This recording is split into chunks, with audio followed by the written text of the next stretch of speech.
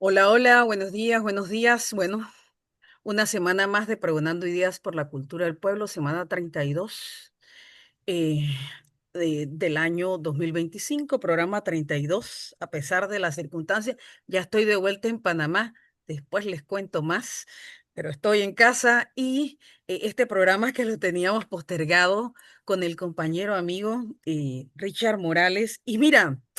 Por algunas circunstancias tocó esta semana, Richard. Hoy es 10 de agosto, haciendo, vaya, un, un recuento de estos últimos meses, sobre todo, bueno, el primer semestre del año y lo que llevamos de este segundo semestre, por dónde anda la realidad política, social y por supuesto que económica de nuestro país. Pero vamos a hacer un parangón con la región centroamericana, que no dista mucho, de la situación en la que se encuentra nuestro país. Y inicio por allí, con nuestros oyentes de Pregonando Idea por la Cultura del Pueblo, Educar para Transformar en su año 4 en este proyecto que es ya ahora parte de una propuesta del grupo de trabajo de Claxo, Praxis Emancipatorias, Bienes Comunes y Metodologías decoloniales globales, adscrito al Instituto de Estudios Nacionales de la Universidad de Panamá, y que, bueno, me honro en dirigir este programa, y que ya tú has estado acá aquí. Así que bienvenido de vuelta, Richard Morales, bienvenido a tu país también, de esa experiencia que aquí nos vas a contar también. Pero Richard, arranquemos porque vengo en caliente, acabo de aterrizar a Panamá hoy domingo, de una experiencia interesante que tuve toda la semana en el Congreso Centroamericano de Sociología, la ACA, el Congreso 19 en Tegucigalpa, Honduras, y que se atendieron varios temas, fueron varios ejes importantes, centrales, pero que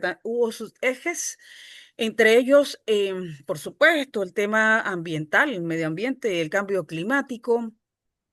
También estuvo el eje del que vamos a arrancar acá sobre gobernabilidad, democracia y, bueno, los desequilibrios en nuestros modelos hoy por hoy, en las realidades de Centroamérica.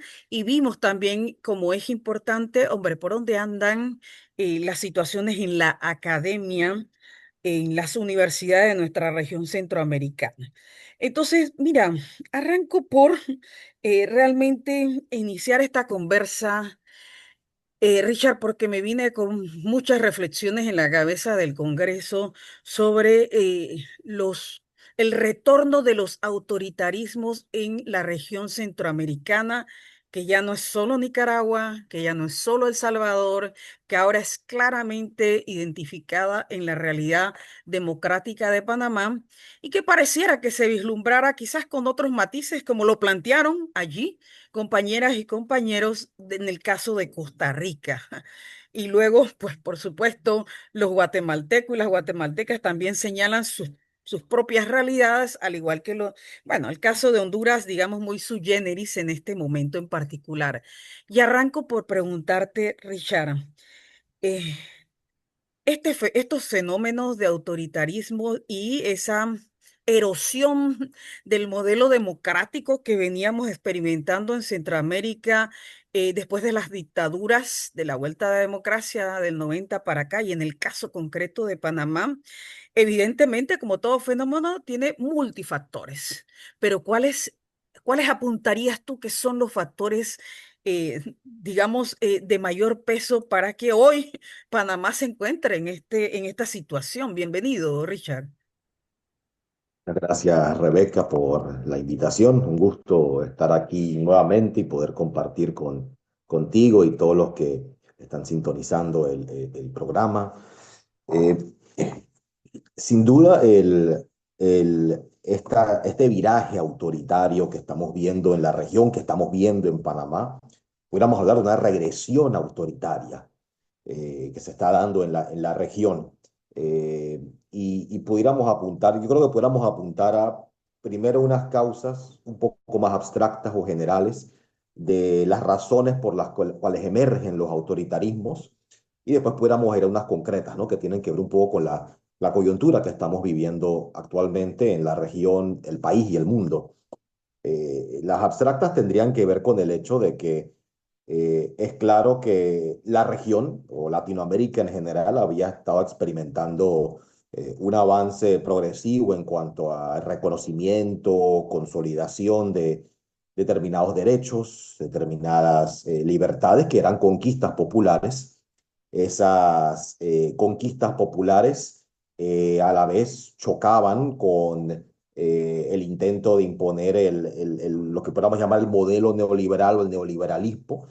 Así que había esta tensión, este conflicto permanente entre ese intento de imponer las políticas neoliberales contra las luchas populares por lograr mayores derechos y libertades en la región. Y claro, esto varía de país en país y no puede simplemente hablar de la región sin tomar en cuenta que hay matices, pero en general podemos hablar de estas tendencias, ¿no? Y lo que estamos viendo ahora es que ante esa lucha que ha visto ascender a gobiernos progresistas o neodesarrollistas, ¿no? Como uno desea catalogarlos, desarrollistas, neodesarrollistas, progresistas, y a la vez, y que muchos de estos gobiernos hayan caído en alternancia, ¿no? Con los gobiernos de la derecha, por así decirlo, y que haya habido una cierta alternancia en la región, ¿no? Particularmente en países como Brasil o países como Argentina, etcétera, ¿no? Eh, y que lo que estamos viendo ahora con digamos, esta regresión autoritaria tiene que ver, y ahora esto sería como la explicación un poco más abstracta de repente, ¿no? Que dentro de los países donde se está dando lucha de clases, tendríamos que hablar que las luchas políticas son formas de la lucha de clases. El autoritarismo se vuelve una manera de imponer un orden para tratar de contener el avance de las clases populares, de las clases trabajadoras. Tiende a ser un autoritarismo en general para asegurar por la violencia el orden cuando los esquemas liberales, democráticos, de Estado de Derecho, son insuficientes para mantener los intereses dominantes en una sociedad. Y ahí es donde empiezan a abandonar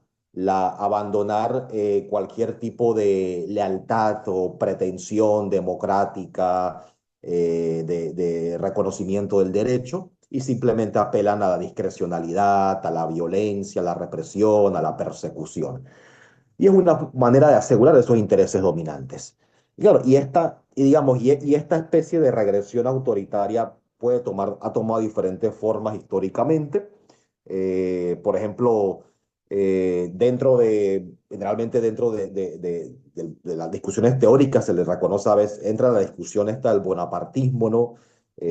O la discusión incluso de los fascismos o neofascismos, pero podemos hablar en general, ¿no? De esta especie de regresión autoritaria que se va para imponer intereses de clase, ¿no? Y particularmente porque los derechos democráticos y las libertades son instrumentos, son herramientas en manos de los sectores populares, porque les permite organizarse, les permite expresarse, les permite participar en procesos electorales, es decir, les permite avanzar o empujar una agenda progresiva para la sociedad. Y cuando eso empieza a mellar o sobreponerse, digamos, a la agenda de los intereses dominantes, eso les asusta, ¿no? Y ahí están dispuestos a optar por gobiernos autoritarios. Pero si queremos ir un poco más a la concreta, ¿no? De lo que está pasando en la región, para salirnos un poco de la explicación un poco más abstracta, es claro que en la región en este momento ya no estamos en la misma coyuntura de inicio de los 2000. Ya no es el periodo de el avance de las políticas neoliberales, ya no es el periodo de los ajustes estructurales. Eso se está dando, pero se está dando bajo la forma del conflicto global entre Estados Unidos y China. Es decir, hay ese elemento nuevo que esas políticas neoliberales que querían darle acceso a los capitales transnacionales a nuestros países, flexibilizar el código de trabajo, etcétera, se da ahora en el marco de esa confrontación geopolítica entre Estados Unidos y China. Y Estados Unidos está intentando cercar la región de la influencia, de la incidencia china, de las inversiones chinas. Y para hacer eso necesita, por un lado, gobiernos dependientes, gobiernos sumisos, subordinados.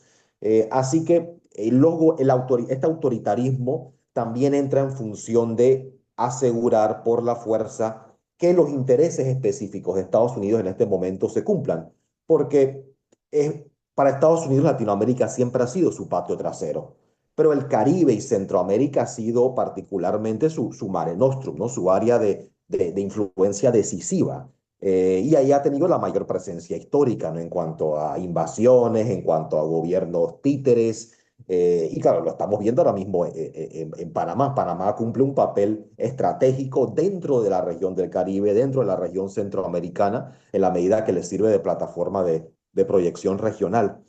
Así que Estados Unidos está claramente tratando de asentar su control, reasentar su control sobre Latinoamérica, y eso parte por el control del Caribe, de Centroamérica, y por eso estamos viendo particularmente este fenómeno en la región. Le está siendo mucho más difícil que lo que había sido en el pasado, cuando anteriormente impuso regímenes autoritarios en la región. Claro, las dictaduras de los 60, los 70 y los 80 respondían también respondían en parte a los intereses estadounidenses y también a los intereses internos, ¿no? En la medida que esos intereses estadounidenses, geopolíticos, imperiales, son a la vez funcionales a los intereses de las clases dominantes centroamericanas, panameñas, en la medida de que es una clase dominante o una burguesía dependiente de la burguesía estadounidense, no la clase dominante estadounidense. Y por eso es que, por ejemplo, en Panamá, en gran parte le dan la bienvenida a los niveles mayores de intervención estadounidense en nuestro país, porque le es funcional. Mulino no firma ese memorándum a las malas, no lo hace a regañadientes, lo hace gustoso porque sabe que sus intereses y el del círculo del poder económico están alineados actualmente con los intereses estadounidenses, y eso en función del modelo que tenemos de país. Así que para sintetizar un poco eso, yo diría que en términos un poco más abstractos, pudiéramos decir que esta regresión autoritaria responde a los intereses, al deseo de imponer por la violencia los intereses de las clases dominantes de nuestros países ante los avances de sectores populares, o ante la amenaza de los avances de los sectores populares. Y ya en términos más concretos, tenemos que hablar de esa disputa geopolítica global y el intento de Estados Unidos de tener gobiernos serviles, y que estos gobiernos serviles a la vez apliquen la fuerza para de alguna forma cercar o cerrarle el paso a todo lo que sea incongruente con esos intereses estadounidenses, que son a la vez los intereses de las clases dominantes bueno, en parte los intereses de las clases dominantes de esos países, ¿no? Y habría matices que los que podamos entrar también.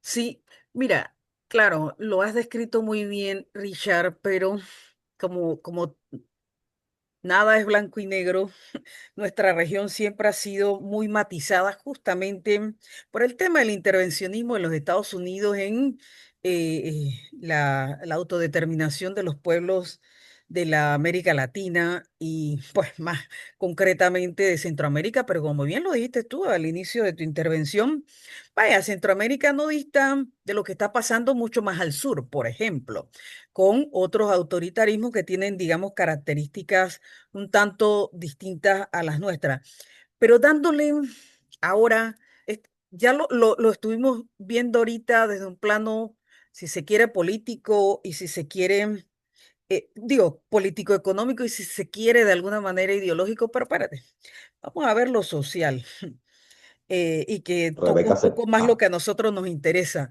Creo que debemos hablar hoy, hombre, como responsables o profesionales de nuestras disciplinas de la madurez que desde las distintas organizaciones sociales de nuestros países, caso de Panamá y lo que venimos discutiendo esta semana en Centroamérica, estaría también siendo un factor, digamos, em, que, que digamos, esté corriendo en contra de las posibilidades reales de poder contrarrestar a un gobierno que políticamente, esta es tu materia, Richard, políticamente, desde la vuelta a la democracia del 90 para acá, es el gobierno más débil que tenemos en un año, en tan solo un año.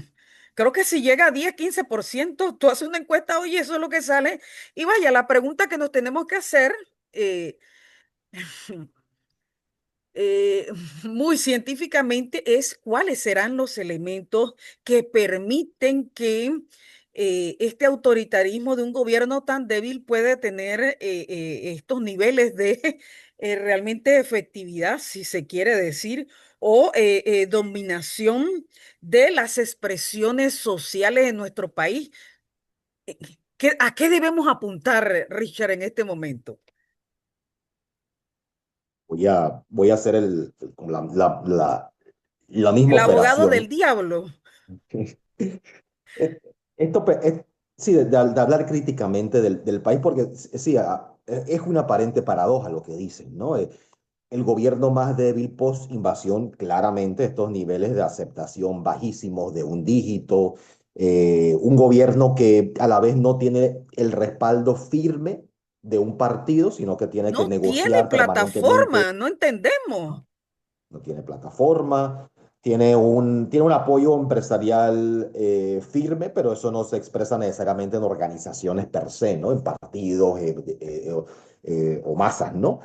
O redes clientelares muy bien desarrolladas o demás, como tradicionalmente habían tenido los partidos de gobierno en Panamá, sino que tiene que permanentemente negociar con los partidos de la alianza de gobierno, y esas negociaciones apuntan a un gobierno débil, ¿no?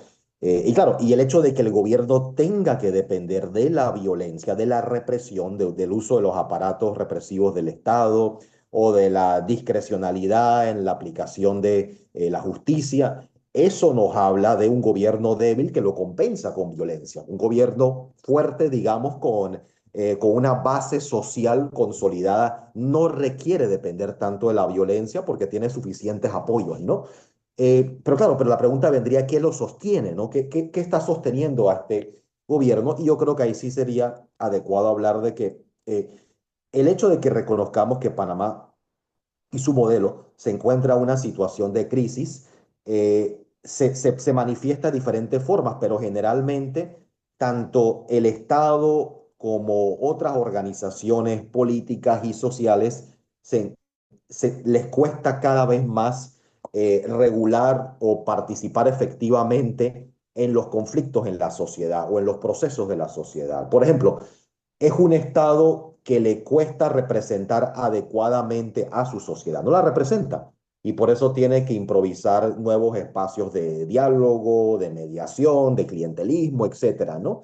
Pero también pudiéramos dar de los partidos. Es muy claro que estamos en ese proceso de crisis implica que los partidos que tradicionalmente han dominado la política panameña ya no son en general representativos. Les cuesta poder procesar conflictos, les cuesta poder, y ese vacío está siendo llenado de distintas formas, pero formas no estables, digamos, ¿no? Así uno puede decir que la crisis del modelo, digamos, el modelo económico panameño, que tiene que ver con la crisis que se está dando a nivel regional y global, pero quedémonos aquí en Panamá, eh, hay una crisis del Estado. Al Estado le cuesta y el Estado se endeuda y el Estado improvisa, el Estado reprime para tratar de regular el conflicto en la sociedad. Pero es un Estado que ya no corresponde a esos cambios que se están dando en Panamá. Es decir, una sociedad en cambio, una sociedad en crisis, una sociedad que está buscando devenir, el Estado en crisis, los partidos políticos, claramente el hecho de que los resultados electorales hayan roto con los patrones que se habían dado. Por ejemplo, nuestro legislativo había sido dominado históricamente por el PRD. Consistentemente, el PRD perdía la presidencia, pero siempre ganaba la asamblea. Eso ya claramente no es el caso, el descalabro del panameñismo, estos saltos de CD, RM, el propio surgimiento de Martinelli en su momento. Todo esto nos habla, ¿no? De estos reajustes que se están dando en el sistema de partidos, la proliferación de candidatos de libre postulación y demás, ¿no? Con todas las contradicciones que pueden haber entre ellos. Pero también habría que decir que eso también está pasando en los sectores populares y sus organizaciones, ¿no? La dificultad para poder expresar o canalizar el descontento en distintos momentos, para representar el descontento. Y así que uno pudiera decir que esa crisis abarca todos los sectores, ¿no? Tanto el Estado en sí, a los partidos políticos, pero también a las organizaciones de los sectores populares. Y eso si nos queremos ir a, digamos, tareas, para pensar un poco las tareas de los sectores populares, implicaría pensar cuáles son las formas de organización, cuáles son los programas que se necesitan para un periodo de transición caótica en la que se encuentra Panamá. Cómo los cambios en la sociedad implican que la manera de organizarse, la manera de luchar llevada adelante, digamos, en los 90, en los 2000, tiene que ajustarse al país en crisis, no tiene que responder al nuevo país. ¿Cómo lograr esos procesos? Y esto obviamente es una pregunta enorme, ¿no? ¿Cómo lograr esos procesos de mayor unidad, de ampliar la capacidad de representar a otros sectores, de articularse con otros sectores? ¿Cómo lograr plantear un programa mínimo que responde al nuevo país que requerimos? Es decir, van de la mano, ¿no? ¿Cuál es la nueva unidad popular nacional que necesitamos? Y sobre la base de qué tipo de formas de lucha, de agitación política, cuáles debe llevar a cabo, y a la vez cuál debe ser el programa que permita, ese nuevo programa de un nuevo país que nos permita avanzar, ¿no? Eh, y en la Sí. medida que los sectores populares están buscando construir eso o busquen construirlo, ¿qué va a hacer la clase dominante? La clase dominante va a tratar de, a las buenas y ahora ya estamos, a las malas, asegurar sus privilegios, asegurar su poder, asegurar el país que les beneficia a ellos, y va a romper todas las reglas, va a desechar el Estado de Derecho, va a desechar la democracia con tal de proteger sus intereses.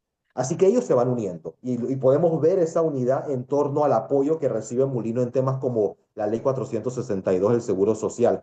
Ahí la burguesía panameña cerró filas Cerraron completamente. filas, así es, así es. Pero mira, muy interesante este punto al que estamos llegando y las formas en que este gobierno, con la debilidad que ya señalamos, pero que con la precisión de pinza, vaya, que ha ido realmente articulando en su accionar, eso hay que decirlo, muy bien lo has expresado, y que obviamente con el elemento, digamos, fundamental que es la represión y el uso de la fuerza, eso lo tenemos claro.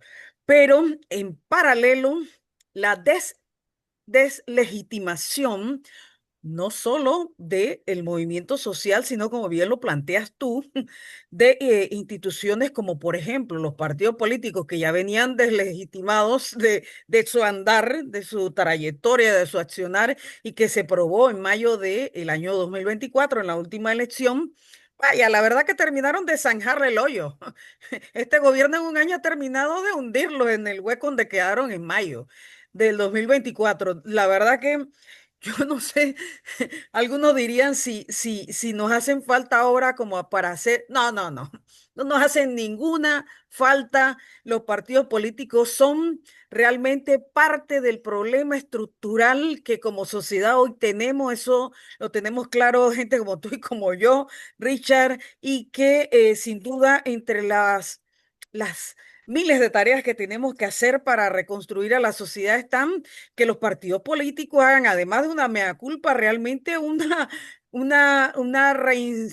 reingeniería integral de cuál es su rol dentro de la sociedad panameña. Hablemos de la nuestra. Cada caso es cada caso. En Centroamérica lo hablábamos.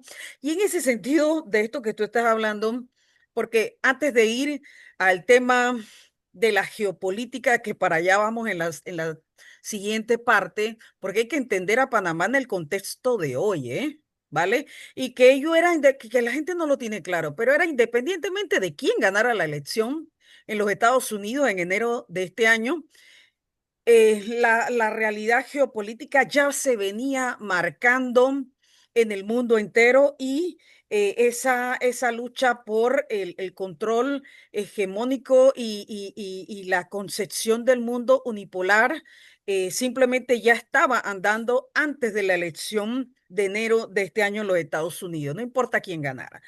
Pero después vamos a ver los matices, obviamente, con la llegada de la derecha y sobre todo esa extrema derecha de Trump.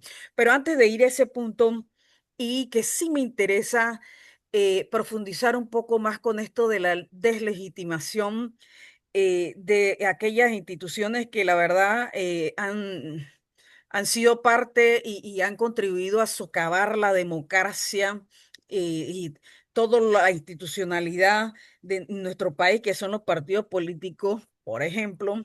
Pero es que también la verdad que este gobierno ha tenido en un año, hombre, tengo que decirlo, tenemos que decirlo, la posibilidad de golpear duramente a estructuras de la sociedad panameña y del movimiento social que para nosotros eran y siguen siendo, de hecho, referentes, pero que hoy se encuentran en una situación muy delicada porque están judicializados, porque están criminalizados, porque están realmente eh,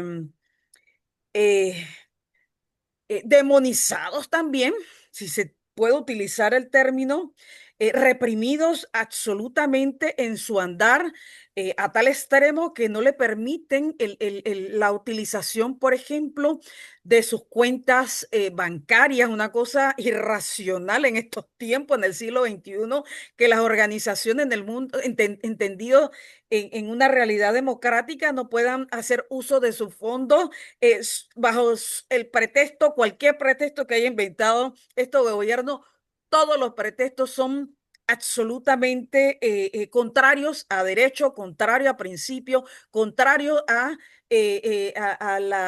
ordenamiento jurídico para los sindicatos, pero también lo han hecho, sobre todo desde el mes de abril, desde el 23 de abril, que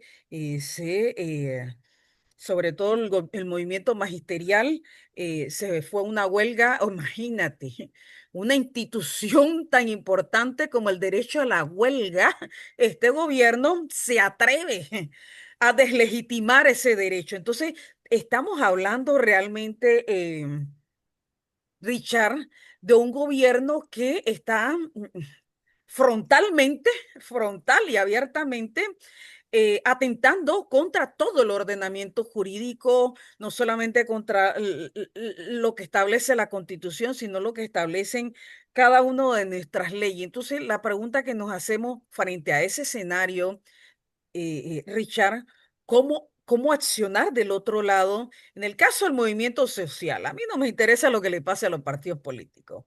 Que si bien es cierto, eh, desde el punto de vista de la vida social, los partidos políticos representan una forma de organización, ¿vale? Que los nuestros no sean precisamente un referente, ello no quiere decir que la sociedad panameña no entienda que una posibilidad real, no solamente para el ejercicio del poder como tal en materia democrática, sino en la concreta, es a través de la figura de los partidos políticos, no estoy deslegitimándolo. eh, ¿Cómo hacer, Richard, para que ahora, imagínate, con este concubinato que evidentemente hay entre la Corte Suprema de Justicia y el Ejecutivo, pueda la sociedad panameña proponer, porque al final eso es lo que me parece que estaríamos en un momento de proponer la vuelta a la democracia? ¿Cómo lo hacemos? Y yo estaría de acuerdo. Es una, es la vuelta o un avance, progreso democrático lo que requerimos, ¿no? Que ante el avance del autoritarismo requerimos el avance de la democracia, ¿no? Para contrarrestarlo.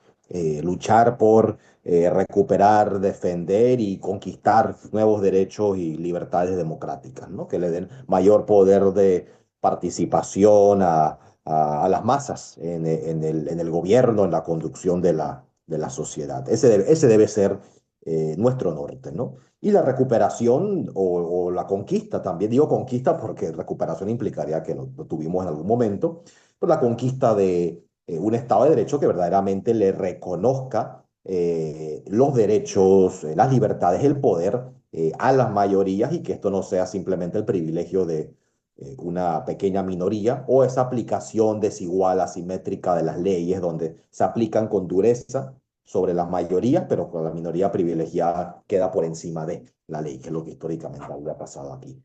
Y sí, compartiría esa noción de que esa deslegitimación no implica la deslegitimación de la figura en sí, ¿no? Es decir, no es que los partidos son malos per se, sino que los partidos que tenemos en Panamá son partidos que se han descompuesto, que se han corrompido y demás, ¿no?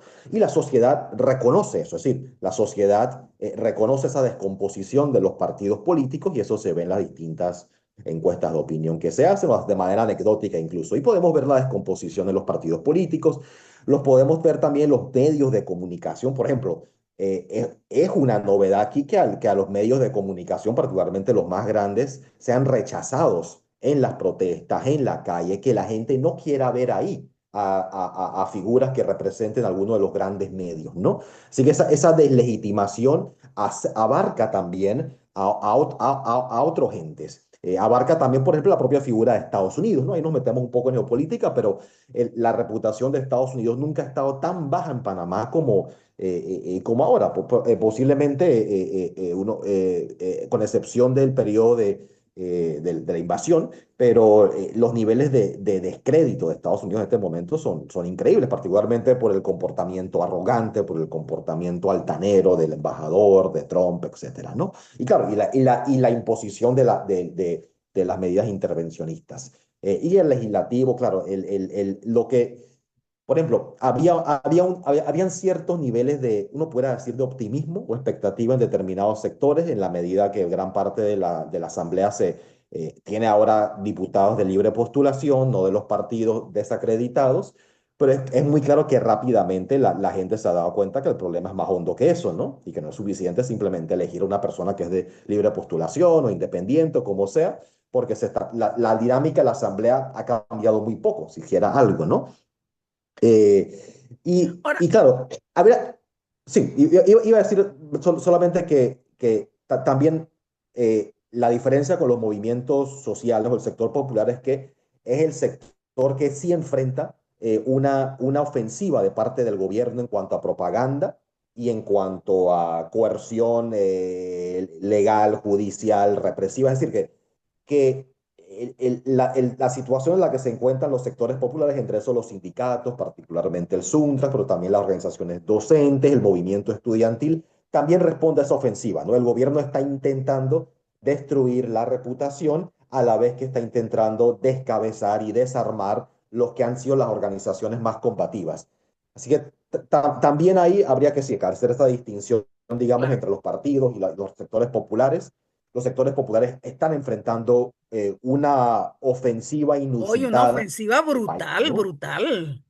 Sí, sí. Y la intención de intimidar y atemorizar, porque claro, si tú perteneces a otra organización sindical, a otra organización docente, y ves lo que le está pasando a la otra, que le están, por ejemplo, que les están quitando los fondos, que les están condicionando el uso de las instituciones financieras, legales o demás, que están persiguiendo, encarcelando a sus dirigentes, las otras organizaciones, o les queda de dos, o están dispuestos a enfrentar eso, o a la vez puede que terminen en una especie de retirada, ¿no? Que es lo que busca esa táctica de intimidación y amenaza, ¿no? Sí, hacer un ejemplo de los sectores más combativos y han focalizado su atención precisamente en ellos, ¿no? Y claro, y también lo anunciaron, ¿no? Porque también no es que estamos nosotros aquí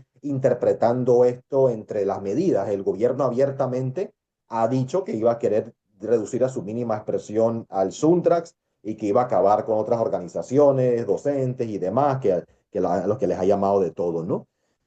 Así que claro, esta es una ofensiva en contra del movimiento social que cuenta con el respaldo de la clase dominante panameña. Ahí está porque en parte también lo que estamos viendo aquí es que la élite panameña eh, cree que los problemas del país, o la mayoría de la élite panameña, ¿no? No siempre quiere ser justo con esto de la mayoría de la élite panameña cree que los problemas que ha habido en el país, digamos, que han llevado a protestas masivas, particularmente en el 2022, en el 2023, en el 2025, antes de eso también, pero particularmente en estos años, son simplemente el resultado de las maniobras de determinados liderazgos, organizaciones, ¿no? Es decir, ellos no identifican que hay un descontento popular por un agotamiento muy real del modelo y que el creciente malestar, la creciente necesidad social va a llevar al pueblo a través de las expresiones sociales que tenga a mano a seguir protestando en la medida que ese malestar, esa exclusión, ese empobrecimiento sigue, ¿no? Pero ellos creen, no, el problema no es de fondo. Aquí simplemente tenemos que acabar con un par de personas, un par de organizaciones y este país va a seguir moviéndose como si nada hubiera pasado y van a regresar al periodo en que podían hablar del Panamá, que iba a ser como Singapur o Suiza o lo que sea, ¿no? Y ahí está la miopía, ¿no? Ahí está la miopía de la clase dominante. Ellos creer, vamos a apoyar esta agenda de violencia, de mulino, de represión, y vamos a lograr acabar con todos los problemas del país sin darse cuenta que es el modelo que los beneficia a ellos, el problema de fondo.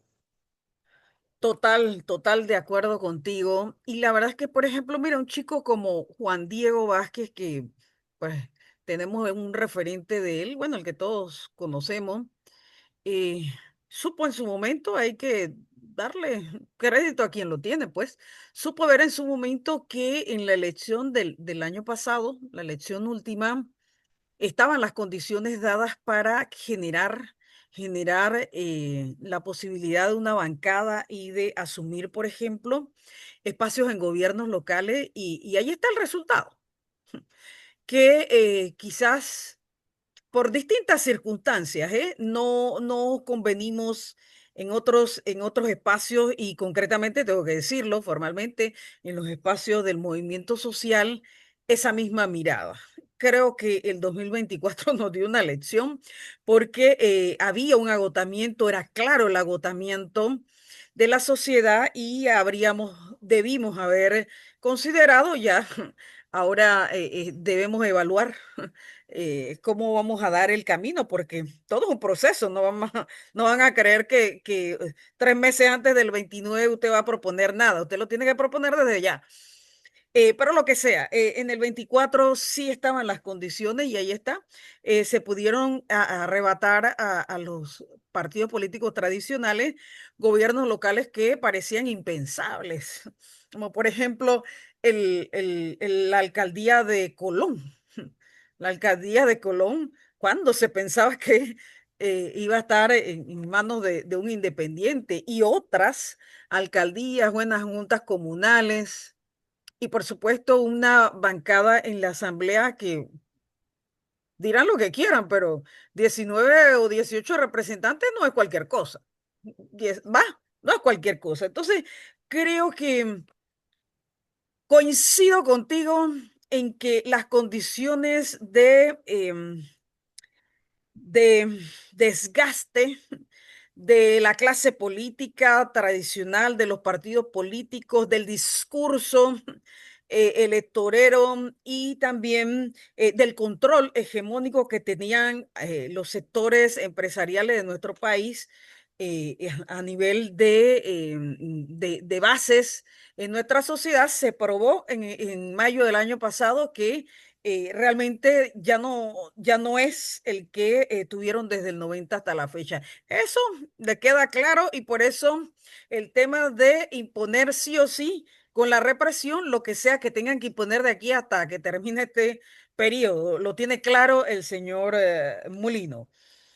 Pero te digo, en paralelo ya vamos a otros temas más económicos en esta segunda parte, mi estimado Richard, porque bueno, economía y sociedad.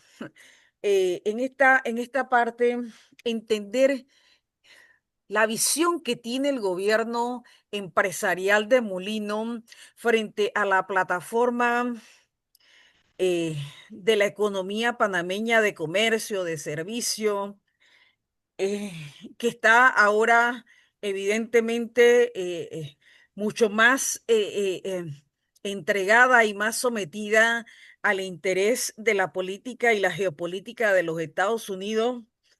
Esto es claramente ya está evidenciado, pero que además se junta con esos viejos anhelos. Por ahí le hablaba con un compañero que tengo yo en el IDEN, bueno, y que además es compañero mío personal, Antonio Méndez, que ahora en un rato estoy grabando el programa de las 5 de la tarde con Antonio Méndez y Jorge González y Alberto Petit.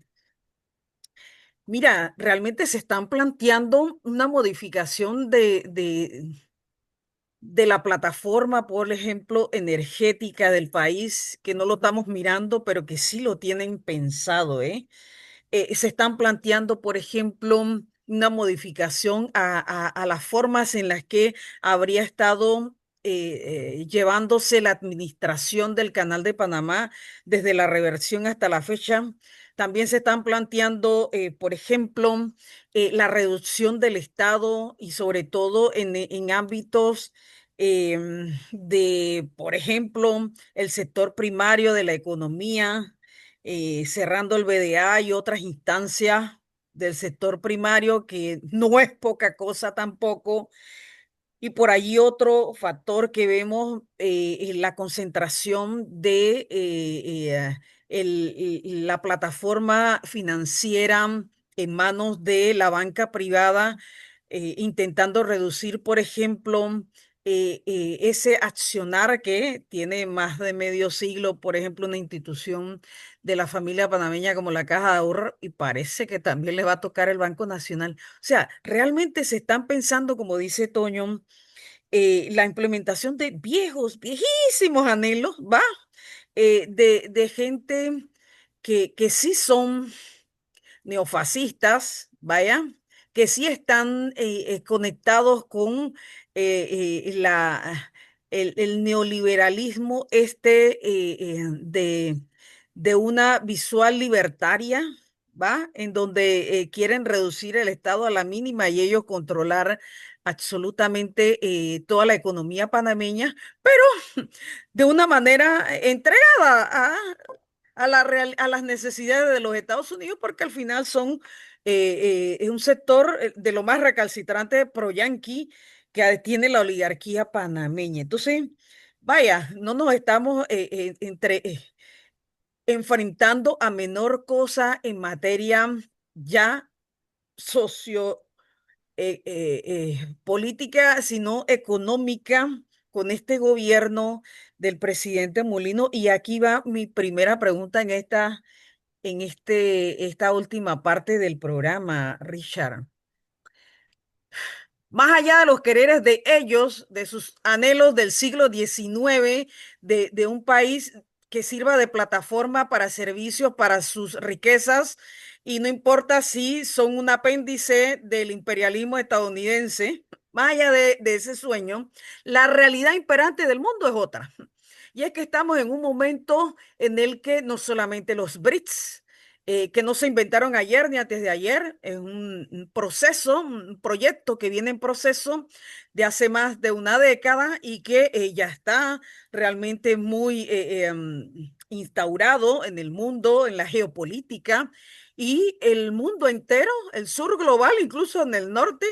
Simplemente la humanidad se ha planteado que queremos un nuevo orden que implica la posibilidad de un mundo multipolar y, bueno, la desdolarización por un lado y el desmantelamiento de la unipolaridad del poder de los Estados Unidos en Occidente y en el mundo. Eso no es teoría, esa es la realidad pura y dura que estamos viviendo y que este gobierno parece que cree que puede lidiar con eso, con esa otra realidad que empuja a Panamá, como a toda la región latinoamericana, a tomar postura. Y eso lo acabamos de discutir, por ejemplo, en este Congreso Centroamericano de Sociología. Y te pregunto, Richard, porque bueno, esta es tu materia de ciencias políticas. Eh, el Canal de Panamá y de hecho todo el territorio panameño, que ya lo decían los grandes conocedores de la materia y de la sustancia del tratado concerniente a la neutralidad permanente del canal, decían, no, es que no se trata solo del canal, su neutralidad, sino del todo el territorio. Hombre, ¿qué implica eso para el comercio mundial? ¿Qué implica eso para el momento actual de la pugna por un nuevo orden que ya está? Les guste o no a ellos y les guste o no a otros y a otras, es una realidad y Panamá no puede estar sustraída de esa realidad. ¿Cómo? Desde el movimiento social, bueno, yo ya hablo en este momento desde donde estoy posicionada y creo que tú también, más allá de que somos profesionales intelectuales, eh, ¿cómo posicionarnos en esta pugna en la que los Estados Unidos entiende sí o sí que Panamá, no solo el canal, Panamá es una pieza clave en su escasas posibilidades de conservar la hegemonía mundial? Y yo has dicho algo muy importante que es la realidad, ¿no? La realidad que se está imponiendo a nivel global.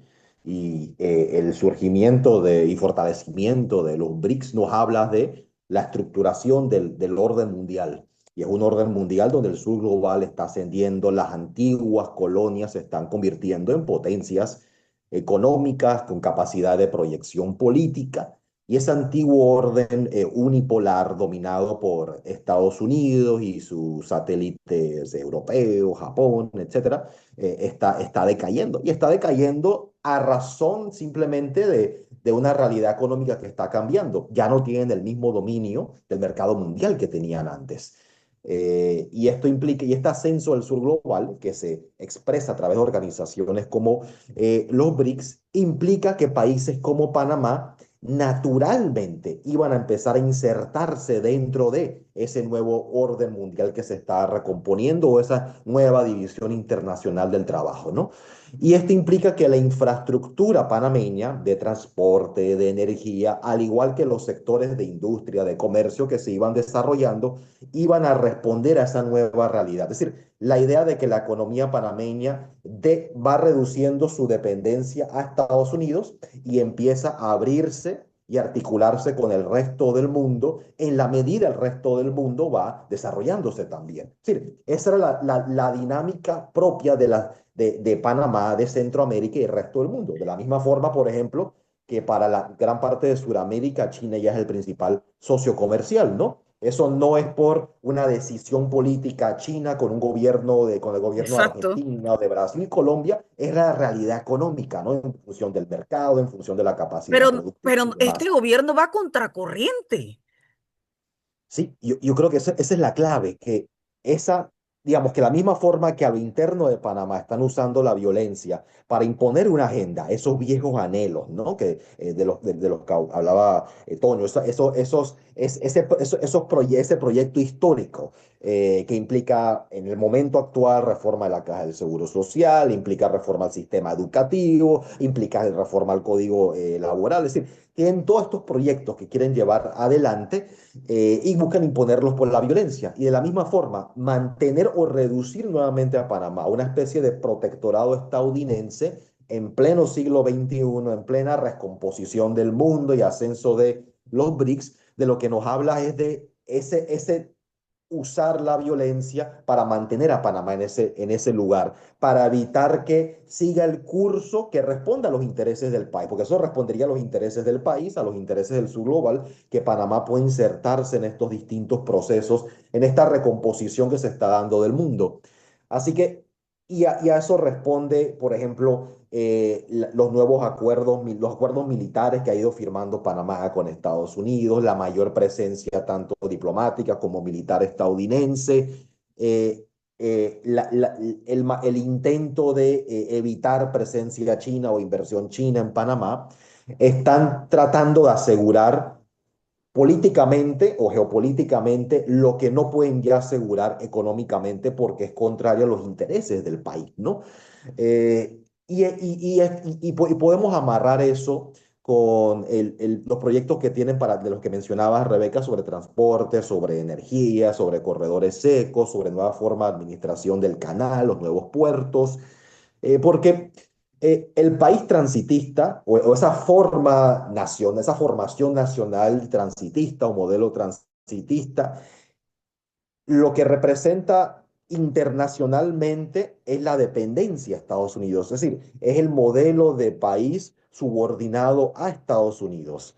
Eh, y en la medida que eso también implicaba neutralidad, eso siempre implicaba neutralidad en un mercado mundial dominado por los estadounidenses. Porque vemos lo que sucede cuando Estados Unidos empieza a perder dominio del mercado mundial, de la economía mundial, empieza a romper, ellos mismos empiezan a romper con la neutralidad, ellos mismos empiezan a vulnerarla. Y es lo mismo que ha pasado, por ejemplo, en otros espacios internacionales, como la Organización Mundial del Comercio. Cuando Estados Unidos empieza a perder en el juego de la libre competencia, ahí empieza a decir estas reglas ya no valen. Y nosotros vamos a imponer nuestras propias reglas, el uso de distintas políticas proteccionistas o de agresión económica, etcétera, contra otros países. Es decir, las reglas valían, estas reglas de neutralidad, tanto en el comercio mundial como en el caso panameño de su posición geográfica, de su canal, en la medida que fuera funcional a Estados Unidos. En el momento que por la realidad económica eso deja de ser el caso, ahí ellos entonces dicen ya la neutralidad no nos sirve, porque ahora necesitamos un país que en vez de neutral sea servil a Estados Unidos. Y claro, eso evidentemente juega en contra de Panamá.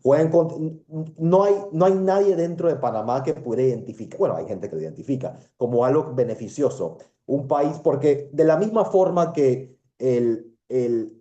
no el canal, pero también el centro financiero, los servicios legales, todos estos sectores que tradicionalmente habían sido, digamos, los sectores las bases económicas, bases de acumulación de la burguesía panameña, en la medida que se subordinan cada vez más a Estados Unidos, dejan de ser útiles al resto del mundo. Porque digamos que viene alguien a usar el centro financiero panameño y dice, oye, yo no sé si el día de mañana Estados Unidos dice intervenga en ese banco, cierren las cuentas a estos, si simplemente en Panamá lo van a hacer. Y va a decir, bueno, es que ya tú no me puedes garantizar Estado de Derecho, no me puedes garantizar neutralidad en el paso por el canal, en el uso de tus puertos, porque estás militarizando tu país, porque estás volviendo tu país un Estado cliente o una neocolonia de Estados Unidos. Ahí viene donde la clase dominante panameña, ¿qué tanto se da cuenta? Habría que preguntarles, se está dando un tiro en el pie, se está dando un tiro en el pie al cerrarse a ese nuevo mundo que está emergiendo del sur global, al que Panamá pudiera perfectamente integrarse, y a la vez se está dando un tiro en el pie porque está poniendo en entredicho los propios servicios que habían sostenido la economía panameña, pero que dependían en cierta forma de esta idea de que no se iba a discriminar o no se iba a utilizar políticamente eso. Pero claro, nadie va a usar un centro financiero, nadie va a usar una zona libre, nadie va a usar servicios legales, nadie va a usar un sistema de puertos si hay el peligro de intervención, de que los contenedores sean tomados o sea por algún tipo de raciocinio de seguridad nacional. Y ahí está Mulino diciendo a inicios del gobierno que la frontera de Estados Unidos empezaba en el Darién, ¿no? Ya lo estaba anunciando incluso, ¿no? De que esto es territorio No, él lo estadounidense. entregó antes que lo pidiera o que no, antes que lo pidiera ya lo había entregado. Realmente estamos en una situación complicada porque, claro, el tema canalero siempre ha estado gravitando, bueno, desde el nacimiento de la República como un factor, digamos, de el análisis de la realidad nacional, hombre, y lo entendemos políticamente, ideológicamente, pues también, pero sin duda en lo económico, en este siglo XXI en el que el canal está bajo la tutela absoluta de Panamá, que ahora se haya planteado este gobierno, generar una especie de eh, realidad especial, una especie de condición para los Estados Unidos especialísima de no cobro de peajes Mm. de los navíos de la Armada estadounidense por el tránsito del canal en tiempos de paz, entre comillas. Realmente nos coloca en una situación compleja como tú lo acabas de describir, Richard, no solamente en lo político, sino también en lo económico, porque realmente el Canal de Panamá es un paso, uno de los 5 pasos importantes de la mercancía que transita en el mundo, ¿verdad? En el comercio marítimo mundial y el que esté ahora nuestro canal con un uso exclusivo de la Armada de los Estados Unidos realmente complica en materia comercial a nuestro país. Parece que no entienden este gobierno lo que ello implica para la economía panameña. Lo que implica, por ejemplo, el que nosotros todavía seguimos teniendo al dólar como moneda oficial, moneda de uso forzoso, bueno, la moneda única, porque el dólar, bueno, ya vemos que el Martinelli parece que ni vale lo que vale, o no sé cómo es que es la cosa. Estamos en una situación complicada en lo económico, con un dólar cada vez más debilitado. Richard, tú vienes de la China y por eso quiero cerrar el programa con esto que tú traes de la China y que a veces no nos llega la información, Richard, en tiempo real y no nos llega, obviamente, sin los filtros, como llegan a través de los medios de comunicación en Panamá. Mira.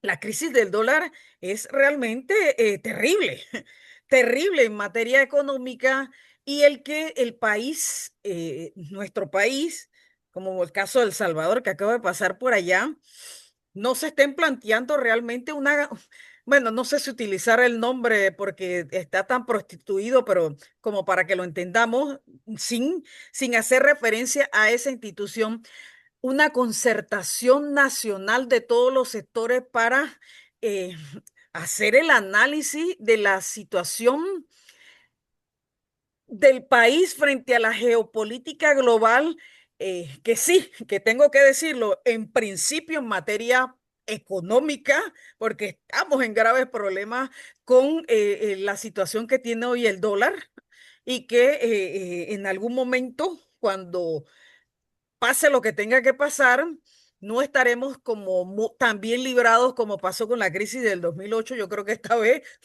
no vamos a correr con tanta suerte y entonces, ¿qué vamos a esperar?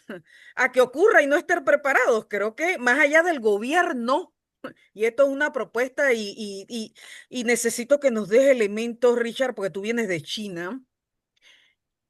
No es que no es que tengamos que ser pro-chino.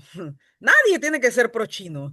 Pero China ha demostrado, hombre, ha demostrado ser lo que son, una cultura milenaria, han demostrado ser una potencia económica que ha logrado hoy, en el 2025, posicionarse. Por ahí dicen que la segunda economía, yo digo que la primera economía del mundo fundamentada sobre los principios de la economía clásica, de la producción concreta y no de supuestos, ni del petróleo o de los petrodólares que se inventaron los Estados Unidos, ni mucho menos sobre esa producción de dinero. Que hacen, por ejemplo, en la especulación financiera, ¿va? Sino a través de lo que dice la economía pura, que es en función de lo que se produce. O sea, China ha demostrado que es posible que todas nuestras sociedades, nuestros países puedan producir lo que requerimos y que podamos intercambiar productos que requieran cada sociedad y que tengamos realmente las ganancias económicas que cada uno en su justa dimensión le corresponde. Igual que Rusia, por ejemplo, que pensaban que se lo iban a acabar, yo no sé, viste 2 vueltas, decían por ahí algunos con esa guerra de Ucrania, pero ha demostrado ser la Federación Rusa una sociedad realmente muy estructurada, ¿no? En todos los planos. Pero quiero cerrar el programa, Richard, con cómo ves tú a China frente a la nueva realidad mundial que se impone frente al debilitamiento, ojo, que eso es una realidad y no depende de China, frente al debilitamiento del dólar y frente al debilitamiento de la hegemonía de los Estados Unidos y que tanto China como Rusia, que no están en el sur, eso hay que decirlo, del planeta, pero que están alineados con los intereses del sur global, creen, están convencidos que un- un- una nueva geopolítica, una nueva realidad económica y política es posible. Cómo atender desde Panamá, no solamente el movimiento social, y me voy con lo que iniciaste, Richard. El movimiento social con este gobierno de 10-15%, no sé por dónde andará, eh, ha sufrido duros golpes porque no tuvimos, y hay que ser autocrítico, no tuvimos en momentos cuando alguna gente, y tengo que decirlo, hombre, sin ninguna ostentación, gente como tú, como yo y otros, decíamos, ay, mira, ves, debemos poner atención a hacer estas y aquellas y otras reflexiones y si se querían revisiones de esquemas, de metodología, etcétera, nos decían, no, cero revisionismo, hasta revisionistas nos llamaban, vaya, ya no importa, estamos en este momento y cómo respondemos frente a lo que nos plantea China, la Federación Rusa y el BRICS para Panamá. Y yo, claro, aquí lo que toca, partiendo de lo último que mencionaste, es reconocer el lugar a donde estamos, aquí posicionándonos, claro, desde los sectores populares, reconocer a dónde estamos, hacer la autocrítica necesaria en cuanto a ciertos errores que se hayan dado en el pasado, y a la vez cuáles son las tareas, cuáles son los pasos a seguir. Entonces es una discusión que debe tenerse de cara a definitivamente a los desafíos que están por Pero venir, una a las luchas que discusión están por venir, ¿no? amplia, Richard, una Sí. discusión que sea honestamente amplia, sin paraguas. Sí, sí. Y requiere hacer eso que indicaba Lenin, ¿no? Del análisis concreto de la realidad concreta. Y es lo que hay que hacer concretamente a dónde estamos, cómo hemos llegado aquí y cómo hacemos para avanzar y hacerlo amplia y debe ser. Y esas discusiones pueden ser a veces duras también, evidentemente, ¿no? Porque todos en alguna medida todos somos partícipes de esos procesos y toca igual evaluar eso, ¿no? Nuestros papeles, que pudimos haber hecho, sobre todo, qué nos toca hacer, ¿no? Y que exista siempre, que es muy importante en una coyuntura como esta, la voluntad de que haya de unidad, ¿no? De trabajar en conjunto, en función de sus intereses superiores, ¿no? De las clases populares del país. Pero sobre ahora, ¿cómo vincular eso con China, no? Yo había mencionado que es muy importante el elemento de programa, que la unidad popular requiere de un programa. Y uno puede decir, no debemos copiar modelos, no debemos copiar países, no debemos imitar países. Sin duda no podemos imitar a un país como China, cuyas circunstancias históricas son muy propias, ¿no? Tanto de la historia inmediata, digamos, del siglo XX, por llamar así inmediato, como la milenaria de China, ¿no? Como las características de su país en cuanto al tamaño, el lugar que ocupa en el mundo, su población, etcétera, ¿no? Pero sí hay ciertos elementos que creo que los cuales podemos aprender que le permita a China ser exitoso. Y creo que eso es clave, ¿no? Que algunos elementos de estos son, por ejemplo, la importancia de la planificación, tener un Estado que planifica, que se establece objetivos para distintos rangos de tiempo y que desarrolla su sociedad o intenta desarrollar su sociedad, porque evidentemente hay elementos de experimentación, de ensayo y error en todo esto, pero que se propone objetivos y canaliza todas las fuerzas, recursos que tiene para tratar de alcanzarlos. Eh, Además de esta planificación, algo que impresiona mucho de China es su sistema riguroso, como puede llamarle, con pretensiones científicas de evaluación de sus autoridades, desde el nivel local hasta el nacional. Es decir, que todos sus gobiernos son evaluados sobre la base de una serie de criterios con los cuales deben cumplir, que son los objetivos que han establecido en conjunto con la población que deben lograr ecológicamente, económicamente, socialmente, culturalmente. Es decir, se propone una serie de objetivos y tiene las formas de medirlo. Y si lo cumple o no lo cumple, ya eso se va a poder establecer objetivamente, ¿no?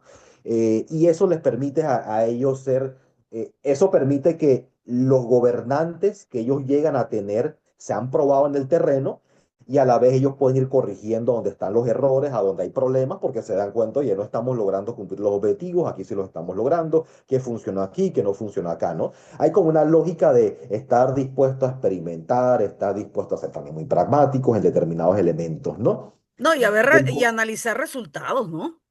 analizar resultados, ¿no? Que tienes que, por ejemplo, que uno diga, en China ellos miden los resultados de todas sus ciudades. Todas las ciudades se evalúan sobre una serie de criterios, esos criterios se miden y ellos pueden decir, oye, la ciudad tal y por ende el gobierno alcaldicio tal, ¿cumplió o no cumplió? ¿Por qué no cumplió? ¿Qué sucedió? Claro, Etcétera, ¿no?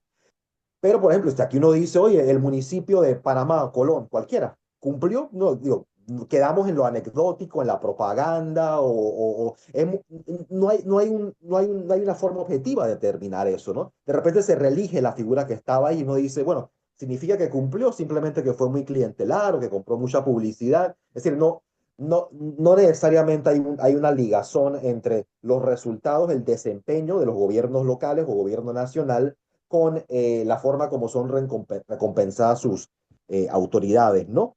Otro elemento que yo creo que es clave es este de control de sus recursos estratégicos, ¿no? Entonces, China, exacto. sus recursos estratégicos, no cede su sistema de transporte, su sistema energético, ciertos sectores industriales, sectores financieros, no se los cede a los capitales transnacionales porque sabe que esas son las claves para el desarrollo de su país. También son un asunto de seguridad nacional, ¿no? De toda sociedad, pero necesitan poder apalancarlos en función de sus objetivos, del desarrollo, de la prosperidad de su sociedad, ¿no? Y eso es muy clave. Panamá los ha cedido completamente. Y ahí también viene otro elemento, ¿no? Que es, China entendió, y lo entendió en los 70, que estaban dentro de un mercado mundial capitalista y que el desafío es cómo yo logro canalizar o usar el capital, el mercado, en función de los intereses de la sociedad china. Y eso lo hizo el Partido Comunista. Y claro, esto es un tema de debate, es un tema de amplio Claro. debate.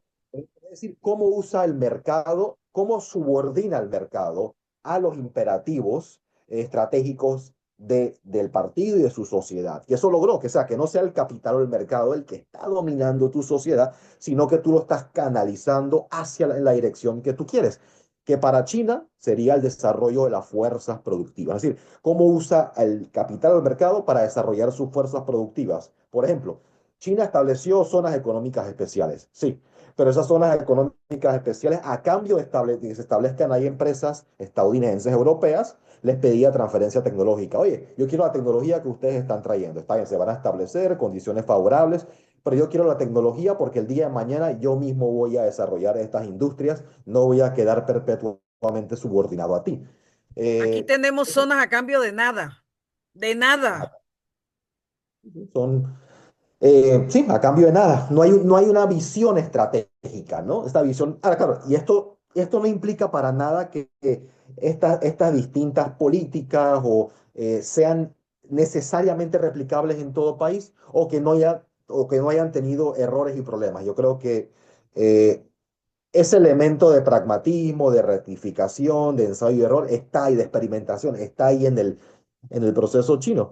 Pero eso les ha permitido, y creo que esta es la clave, ¿no? Si uno dice, ¿a dónde está la iniciativa en el mundo? ¿A dónde está la tendencia que tú digas, aquí está emergiendo lo nuevo? Y en este momento esa tendencia apunta a China.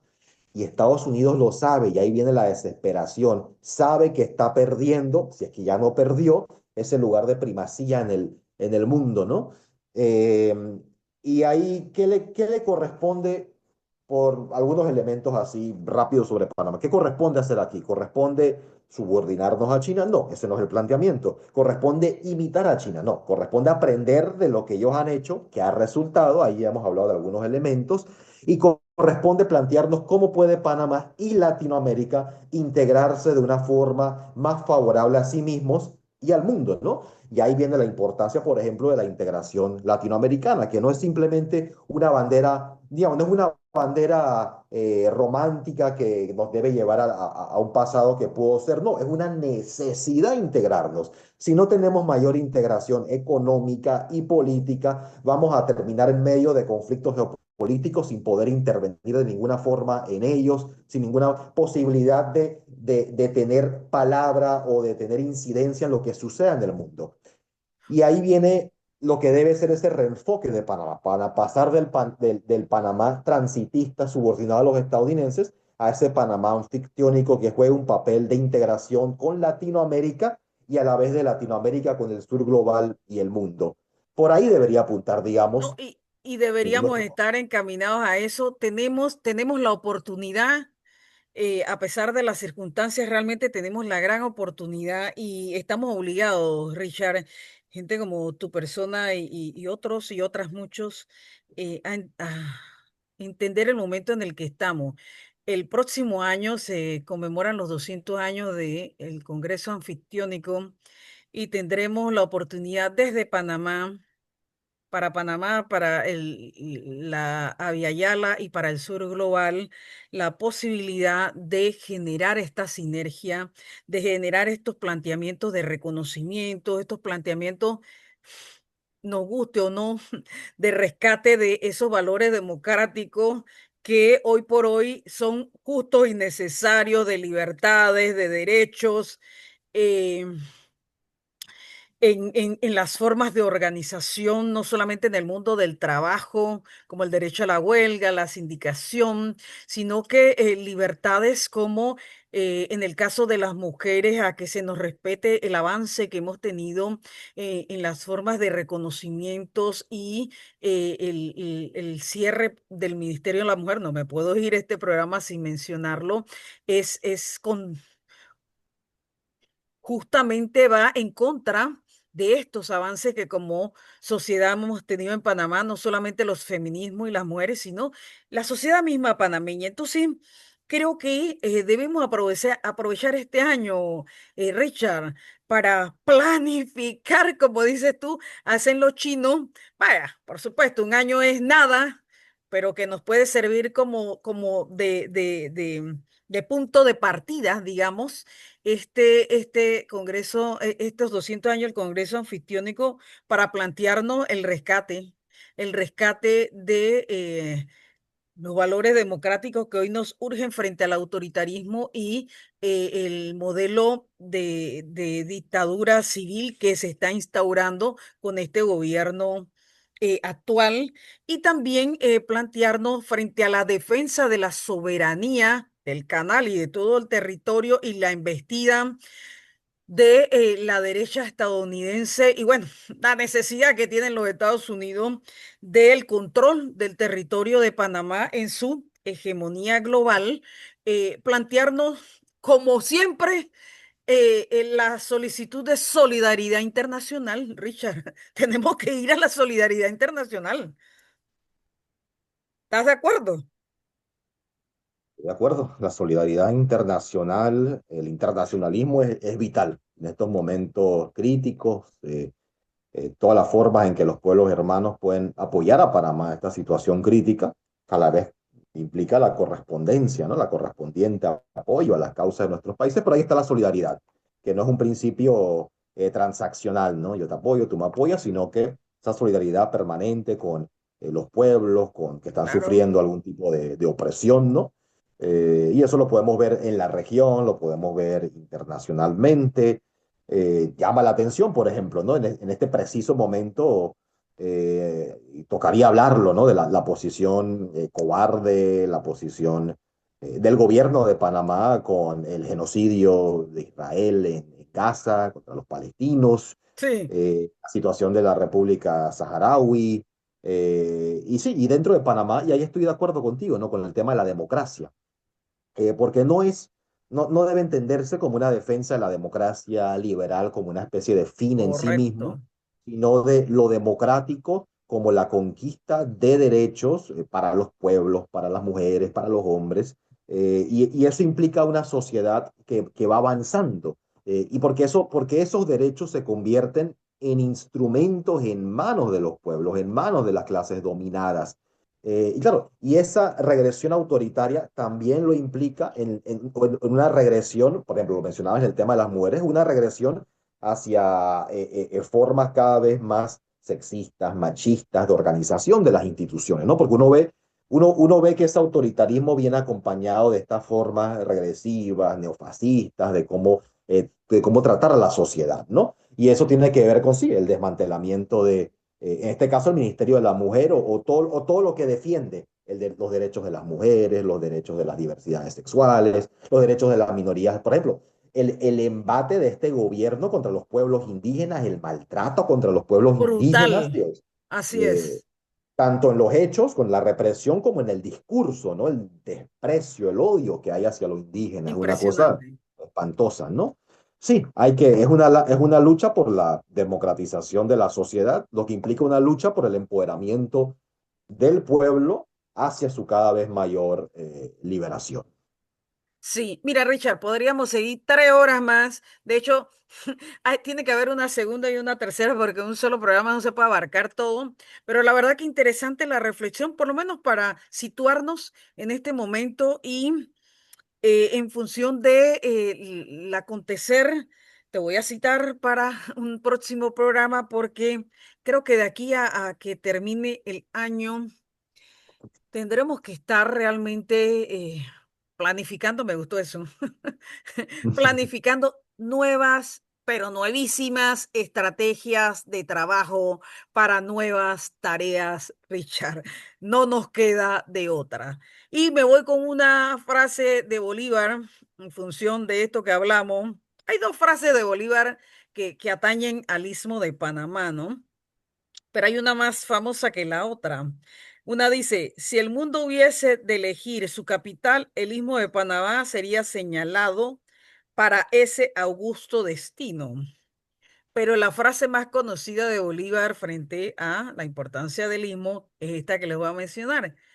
Qué bello sería que el Istmo de Panamá fuese para nosotros, y agregó yo, y nosotras, lo que el de Corinto para los griegos.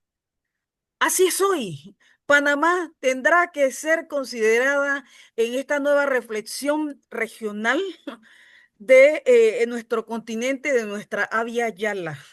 Así de sencillo como bien lo vislumbró Simón Bolívar hace 200 años. Oye, nos vemos y nos escuchamos la próxima semana. Esto fue Pregonando Ideas por la Cultura del Pueblo en su programa 32, semana 32. Hoy es 10 de agosto. Chao, chao, 3 de la tarde. Nos vemos. Hasta luego.